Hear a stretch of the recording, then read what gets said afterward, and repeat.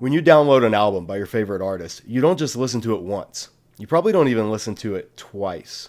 Usually, you put it on repeat or you put it in your playlist. You hear it a lot. If you're a fanatic, you listen to it over and over and over again because you want to truly appreciate the artistry that went into it, and you want to catch all of the layers of meaning that any good artist includes in their art. Well, Revelation's no different. In fact, it's that to the nth degree. There's layers and layers and layers of meanings. There are cultural resonances, political resonances, biblical allusions, Roman cultural allusions, geopolitical concepts at the time are alluded to in the text. There's so many layers of meaning in Revelation. And the first one we're going to look at is arguably the most important because it's the one that modern Christians have tended, well, actually not even modern Christians, Christians since the time of Constantine have tended to downplay this aspect of Revelation the most. And that is testimony leads to suffering. Throughout the book of Revelation, you're going to see the word witness or testimony, and it will almost always entail some form of suffering on the part of those who are giving witness or testimony. In fact, in chapter 1 of the book, John begins this way. He says, I, John, your brother and companion in the tribulation, kingdom, and patient endurance that are in Jesus, was on the island called Patmos because of the word of God and the testimony of Jesus. John describes being in Jesus with 3 words. The second word is kingdom, and the third word is patient endurance. But this first word is tribulation. Some translations like the NIV and others may say suffering, but it is this Greek word, thlipse, and it means suffering or persecution or tribulation. And so John is setting out at the beginning of Revelation to say, listen, this is what it means to be in Jesus. Yeah, there's kingdom, and Revelation is going to expand on what it means to be part of the true kingdom, but that kingdom comes through tribulation, and that tribulation requires patient endurance. And all of this happens to those who give testimony to the gospel. And testimony is this word martyrion. Martyrion is where we get the word martyr from. And it means to give witness, like in a courtroom setting. You know, even today we say somebody's going to be a witness at a trial or call your first witness. That has courtroom connotations. Well, martyrion in Greek also has that courtroom connotation. It means to bear witness or to give testimony. On this side of history, after 2,000 years of Christendom in the world, words like witness and testimony have a decidedly religious feel. Can I get a witness? What's your testimony, brother?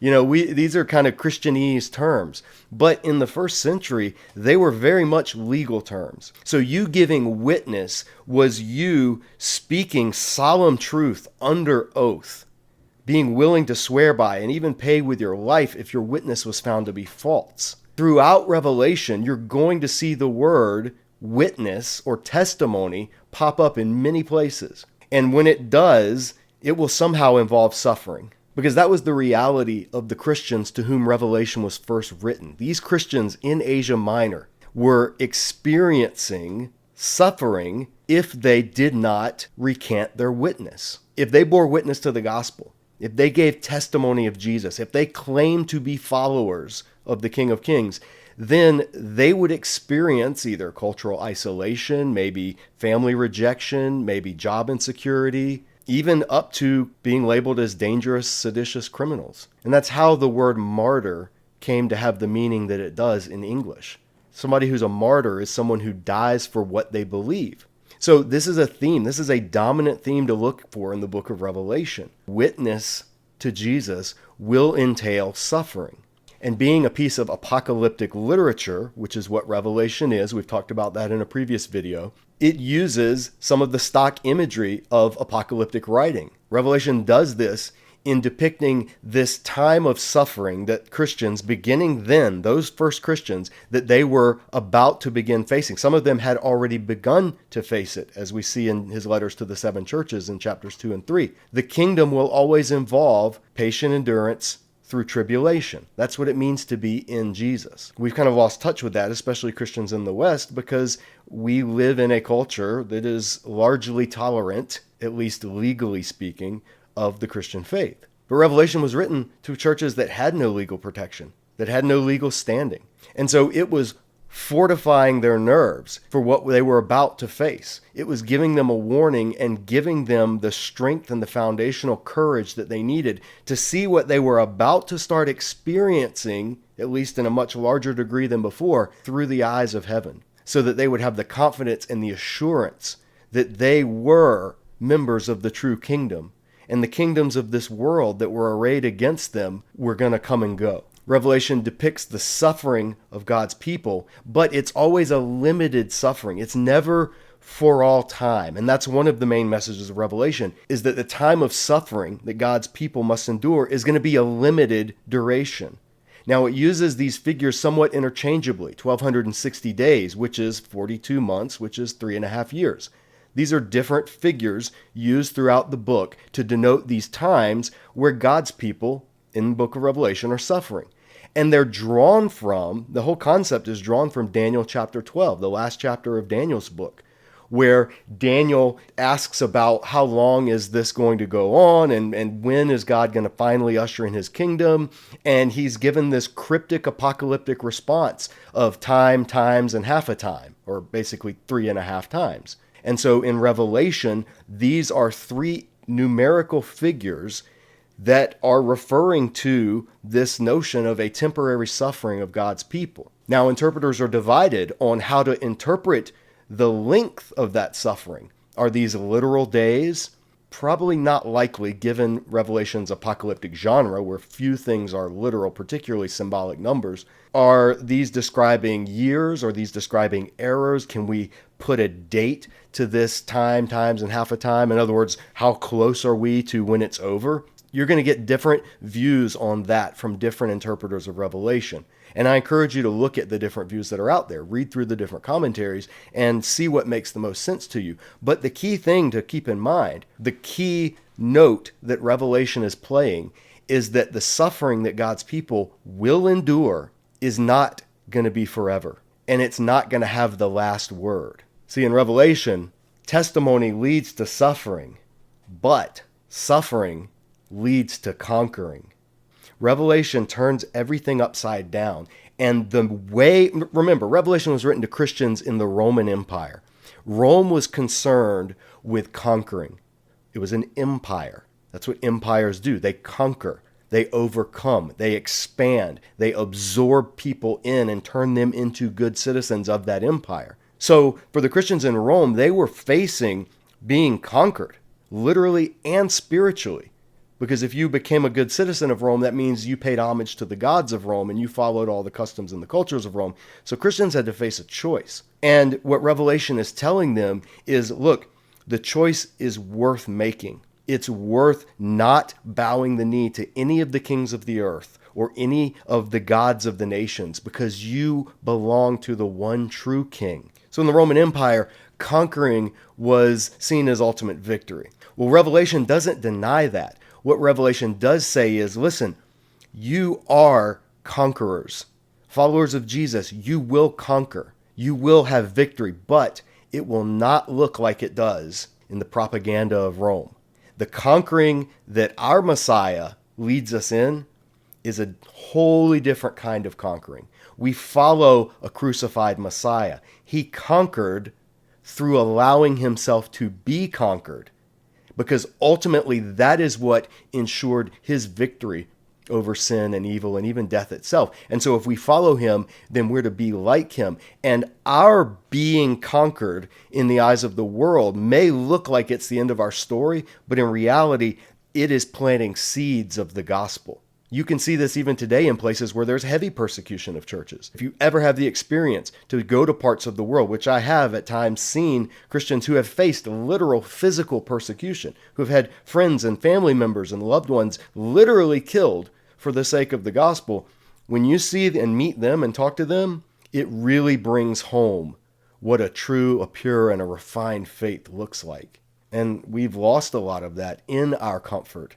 But For many, many Christians around the world, even today, the message of suffering leading to conquering is what they need to know, because otherwise it will look like the powers of this world win. And Revelation is trying desperately to give God's people a vision that no, that's not true. The powers of this world, as mighty as they look in the moment, and nobody looked mightier than Rome at that time, they're nothing in comparison to the glory that awaits God's people if they remain faithful. The verse that hammers this home, probably more than any other, is in chapter 12, at the beginning of this middle part of the book that we looked at in our video on the structure of Revelation, this drama unfolding of the woman, the dragon, and the lamb. There's a description talking about God's people. It says they triumphed over him, meaning Satan, by the blood of the lamb and by the word of their testimony. They did not love their lives so much as to shrink from death. This word, they triumphed over him. It's this Greek word, enikesan. It's just an aorist form of the verb nikao. And nikao means to conquer. It's where we get the word Nike from, by the way, like the shoes. And Nike is the Greek word for victory, victorious or conqueror. Nikao, to conquer. So God's people are called to triumph over Satan and over evil. But they do it not by swords, not by military might, but by the blood of the Lamb, meaning Jesus' own being conquered, Jesus' poured out blood, Jesus' seeming loss to the powers of this world. I mean, he was crucified by Rome after all, but in reality, his blood was the very means by which the people of God conquer. And by the word of their testimony. And there's the word again, martyrios, where we get martyr from. So in Revelation, the conquering that God's people do is not with swords. It's not with might. It's with bearing witness to what Jesus has done on the cross. It is bearing witness to the victory that Jesus has already won. And so while it's conquering, it is conquering at a cost. They did not love their lives so much as to shrink from death. This is a major theme in the book of Revelation. Willingness, if necessary, to give your life for the one who gave his life for all. That's the kind of martyr that Revelation calls for. Not martyrs that kill other people out of their zeal for their faith. Not martyrs that inflict suffering on others, but martyrs who are willing to suffer unjustly for the sake of their testimony, who are willing to speak truth and be faithful to the one who is faithful and true, another phrase you'll see in Revelation, even if it means giving up their life. That's what Revelation is calling for.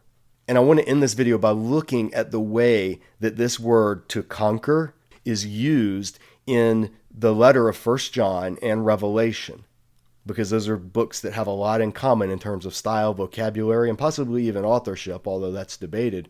But look at what we see in 1 John 4. You, dear children, are from God and have overcome them, because the one who is in you is greater than the one who is in the world. Overcome. This is the word, nikao. You have conquered. Chapter 5. For everyone born of God overcomes the world. This is the victory that has overcome the world, even our faith. Who is it that overcomes the world? Only the one who believes that Jesus is the Son of God. So it's not a willingness to take up arms that the Bible ever calls God's people to in order to prove their faith, but rather it's a willingness to remain true in giving their testimony and believing in the gospel itself, even in the face of adversity. That's what overcoming, that's what victory consists of. So when we get into Revelation, look at the opening chapters 2 and 3, after the introduction in chapter 1, and chapters 2 and 3, the letters to the 7 churches. Each one of these churches is called to be a conqueror. Chapter 2, verse 7, whoever has ears, let them hear what the Spirit says to the churches. To the one who is victorious, I will give the right to eat from the tree of life, which is in the paradise of God. Next church, whoever has ears, let them hear what the Spirit says to the churches. The one who is victorious will not be hurt at all by the second death. 2:17, whoever has ears, let them hear what the Spirit says to the churches. To the one who is victorious, who conquers. Next church in 2:26, to the one who is victorious and does my will to the end, I will give authority over the nations. That's what Rome claimed to be all about, is an eternal kingdom, an authority over all the world. And yet Revelation is saying, Rome is a complete sham in the eyes of the real King of Kings, ruler of all the nations. And that is the kingdom to which you, as his followers, belong if you hold fast to his word. Revelation 3:5, the one who is victorious will, like them, be dressed in white. I will never blot out the name of that person from the book of life, but will acknowledge that name before my Father and his angels. Revelation 3:12, the one who is victorious, I will make a pillar in the temple of my God. More temple imagery. And then in the section of the letter to the last of the churches, Laodicea, to the one who is victorious, I will give the right to sit with me on my throne, just as I was victorious and sat down with my Father on his throne. That's the pattern in Revelation. As Jesus was and is, so we are to be and are. Chapter 5, one of the elders said to me, do not weep. See, the Lion of the tribe of Judah, the Root of David, has triumphed, conquered, Nikao. He is able to open the scroll and its 7 seals. Now, we'll talk about that verse in a future video for sure, because it's absolutely unbelievably important for understanding Revelation. But then things get ominous. As the seals start being broken and the scroll is opened, Revelation 6:2, I looked, and there before me was a white horse. Its rider held a bow, and he was given a crown, and he rode out as a conqueror, bent on conquest. So now you're starting to see worldly conquering happening. And things are getting a little scary. And then in chapter 11, here it is, testimony leading to suffering. The faithful witnesses, now when they have finished their testimony, the beast that comes up from the abyss will attack them and overpower and conquer and kill them. So now it seems like God's people are living in what the churches in Asia Minor were starting to become very familiar with. And that's when Revelation gives this reminder that we looked at in chapter 12, that they look as if they've been conquered, but that is actually the means by which God's people are conquering. But then back down on the earth, Revelation 13, the beast was given power to wage war against God's holy people and to conquer them. And it was given authority over every tribe, people, language, and nation. That's authority that only Jesus ultimately can claim. And so the beast is an antichrist figure. It's claiming authority that only Jesus has the right to claim, and it looks like it's winning. That's the part that's so important for Revelation's readers to understand, is through the eyes of the world, it looks like the beast is winning. But then when we get to chapter 15, I saw what looked like a sea of glass glowing with fire, and standing beside the sea, those who had been victorious, or those who had conquered, over the beast and its image, and over the number of its name. They held harps given them by God. These are the martyrs, the ones who it looked like the beast had conquered. They actually were the ones who conquered. And so the people of the earth and the forces of the beast, the second beast and the dragon, will wage war against the Lamb, but the Lamb will triumph over them because he is Lord of lords and King of kings.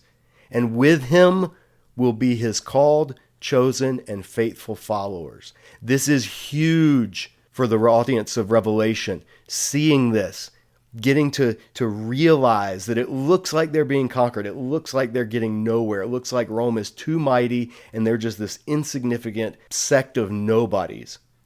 And Revelation says, no, this is what's true.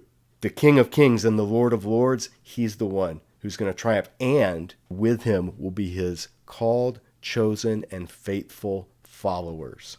And so in the end, the final message of Revelation, one of the overall dominant messages of the whole book, is those who are victorious will inherit all this, and I will be their God, and they will be my children. This is what God has been crying out and longing for all of biblical history, for his people to grasp and understand.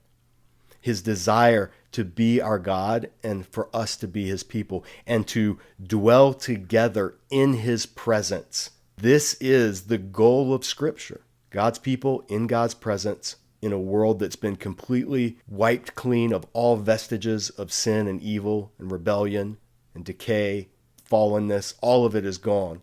All the tears are wiped from their eyes. Union with God and fellowship with one another forever in his presence.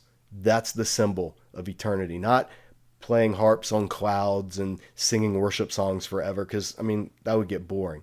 But being in the very presence of the source of everything that is good and beautiful and true, that never gets old. And so Revelation just gives us a glimpse. It doesn't give us a detailed plan. It doesn't give us blueprints. It gives us a glimpse using symbols of realities that are beyond even what words can convey. And so if we know what we're reading and we pick up on some of these themes that are woven throughout the book, then we're able to that much more clearly hear its message and deeply appreciate its truth. That's what we want to do here at Disciple Dojo, is help people see and hear and experience and be transformed by the words of Scripture. So if you found this video helpful, interesting, thought-provoking, any of that, I would greatly appreciate it if you'd share it with somebody else, if you'd let people know about this channel. See our previous videos in this series. I'm going to link them in the description below. And if you would like to support this ministry, we very much rely on monthly dojo donors to keep going. So there will be a link in the description for how you can become a partner with us as well. So that's all for now. We'll be back in our next video as we continue to unveil the book of Revelation. Thanks for watching.